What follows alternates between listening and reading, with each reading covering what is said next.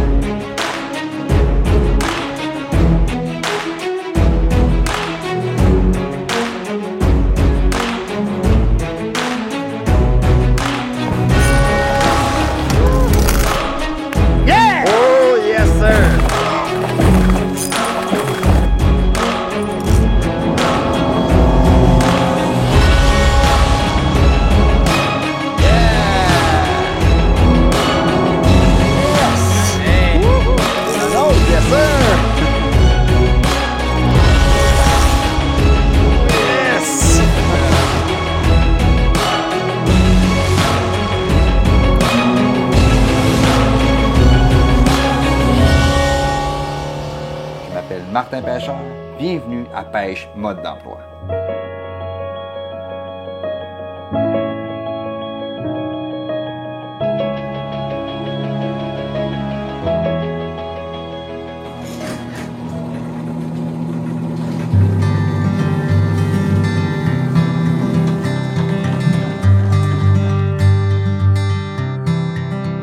Pêche Mode d'emploi aujourd'hui, on se dirige pour une pêche au doré sur le lac Saint-Pierre, un endroit qui est reconnu pour une grande quantité de doré, particulièrement en automne. L'automne, on a toutes sortes de températures, ça peut être de la pluie, de la neige. Hier, avant le départ, on avait de la neige qui tombait. On annonce une belle température ensoleillée, donc on se croise les doigts pour qu'il fasse vraiment très beau. Je m'en vais rejoindre Tommy Robitaille. Tommy Robitaille qui est un pro de la place et qui, lui, m'a référé à un autre pro de la place, donc on sera bien entouré aujourd'hui, M. David, qui est chef guide à la pourvoirie du lac Saint-Pierre. Donc on s'attend à faire toute une journée de pêche.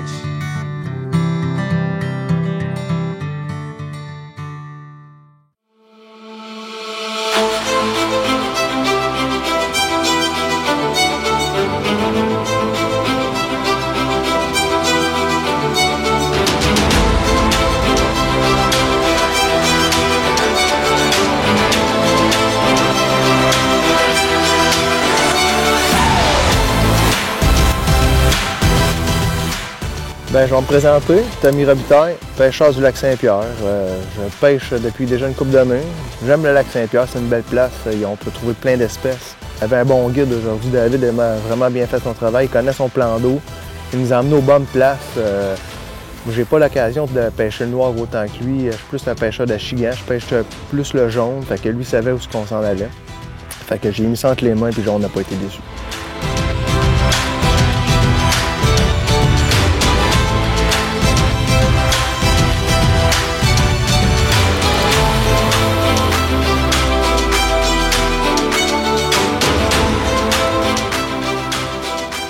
En général, quand on pêche le doré ici sur le lac, c'est surtout à la jig. On en fait aussi à la traîne, mais quand on veut, tout le monde en prenne, c'est des doublés, des triplés comme on a fait aujourd'hui, c'est le fun.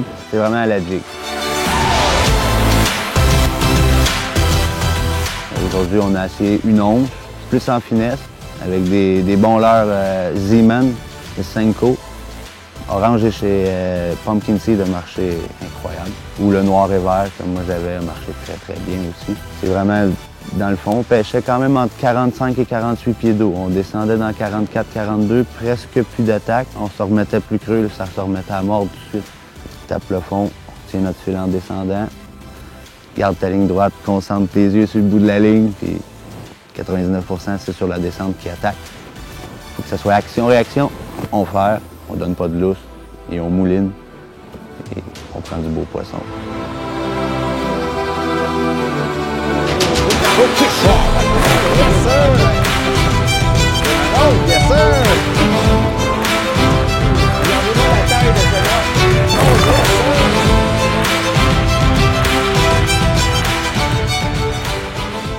David, le chef guide de la pourvoirie, m'a parlé le matin comme quoi qu'il avait pris au-delà de 120 dorés avec les clients la veille et que c'était courant en automne. Hier, c'était débile. C'était magique. En 4 heures de pêche, de 8 heures à midi, les limites étaient faites. On en aurait mis plusieurs à l'autre. Quand tu remets du doré de 2-3 livres à l'eau, ça va bien, puis les clients étaient satisfaits. Une journée incroyable. C'était un en arrière de l'autre. Le jig touchait le fond. J'avais même pas ramassé mon lousse. Il était dessus. Tu le manquais, boum, il ressautait dessus. C'était génial. La pêche d'automne, c'est ça. Donc, j'avais bien hâte de voir ça. On sait que les pêcheurs, parfois, s'étirent un peu la vérité. Finalement, journée d'enfer, les doublés, les triplés, c'est régulier, tel que promis. Souvent, la jig n'a même pas le temps de toucher le fond. Et puis, c'est bang, l'attaque du doré est vraiment violente. Le doré d'automne, c'est vraiment très particulier. En arrivant au fond. Je dis, on n'a pas le temps de toucher le fond. Incroyable. C'est vrai, bro. Écoute, méchante journée. Lorsqu'on pêche, autre chose qui est impressionnant pour moi qui vient du lac Saint-Jean, c'est de voir passer les gros bateaux dans la voie maritime. Et là, on pêche vraiment dans la voie maritime. Alors, lorsque ces bateaux-là arrivent, c'est évidemment extrêmement important de s'enlever de là. On se retire, on laisse passer la vague, on regarde le spectacle. Ensuite, on retourne se placer dans les bonnes profondeurs. Et là, c'est pas très long que la pêche recommence.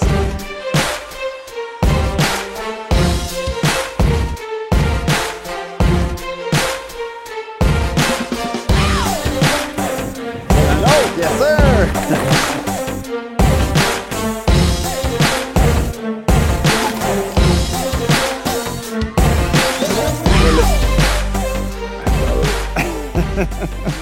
Hey, ça fait 3 lignes, là. On était rendu dans 44 pieds d'eau. Là, on a littéralement beaucoup moins de touches. On s'est redescendu un petit peu plus profond. Question de profondeur. Les jigs ont touché le fond. On a fait un beau doublé, moi et Tommy. Très important de garder la canne basse en tout temps parce que lorsqu'il y a beaucoup d'attaques comme ça, il faut se tenir prêt. Et lorsque la canne est un peu haute et que l'attaque survient, on n'est pas prêt à ferrer à ce moment-là. C'est l'avantage, entre autres, d'avoir un bon bateau de pêche, des plateformes de lancer en avant en arrière. Déjà, on est plus haut. C'est plus facile de garder le bout de la canne près de l'eau. Et lorsque l'attaque survient, on est prêt, on ferre le poisson.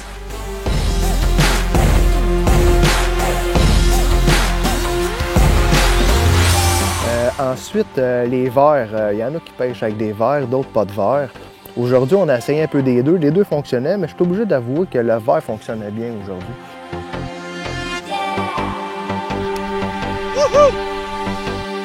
Sur le fleuve Saint-Laurent, dans le lac Saint-Pierre, on peut capturer vraiment toutes sortes d'espèces de poissons. On peut avoir vraiment des très grosses surprises. Et c'est ce qui s'est passé. À un moment donné, bon, en pêchant le doré, faire le poisson, mais là, ça bouge pas. Mais ça bouge pas du tout jusqu'à ce que finalement, ça se mette à bouger. Alors le fond bouge. La ligne partait d'un sens. Là. On n'était pas dans mon bateau, fait que je prends-tu le contrôle? Parce que là, il fallait le suivre, là, celui-là, là, il était gros. Là. Qu'est-ce qu'on fait? Là, on savait plus trop. Fait que j'ai pris l'initiative de prendre le moteur pour essayer de jouer avec et être capable. Parce que là, le moulinet se vidait en fin de compte. Là. Lors de mon dernier tournage, j'étais à Québec sur le fleuve. Lors du tournage, on a attrapé un esturgeon. Mais c'est pas moi qui l'ai attrapé, c'est un des invités. Là, c'est mon tour, c'est le fun. Le reel déroulait. Incapable de décoller le poisson du fond. Il voulait pas monter. On s'est prêté la ligne à 3.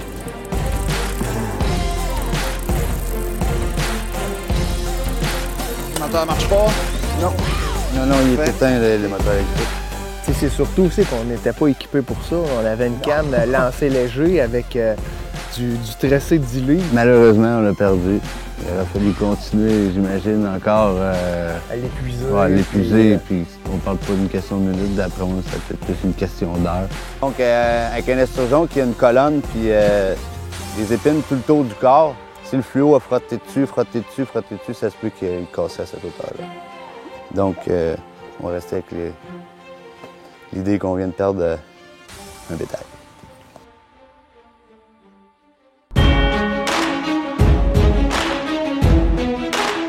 Au final, ce fut toute une journée de pêche, pleine de soleil et surtout pleine de poissons en abondance et tout que des combats. Beaucoup de courant sur le fleuve. Les poissons sont combatifs, agressifs en automne, alors ça fait des combats vraiment mémorables. À chaque fois, c'est un plaisir de ramener le poisson. Pour d'autres bons trucs, d'autres bons conseils, revenez souvent sur le site de Pêche Mode d'Emploi. Ah, on a bien fait ça. Je me surprends moi-même. Ouais, moi aussi. On vient un dernier tape dans le mythe, là, tu Yes, mon gars. Hey, merci Tommy, Hey, belle journée mon gars. On a eu du fun, Oui, du plaisir, on on se s'en reprend ça reprend. quand tu veux.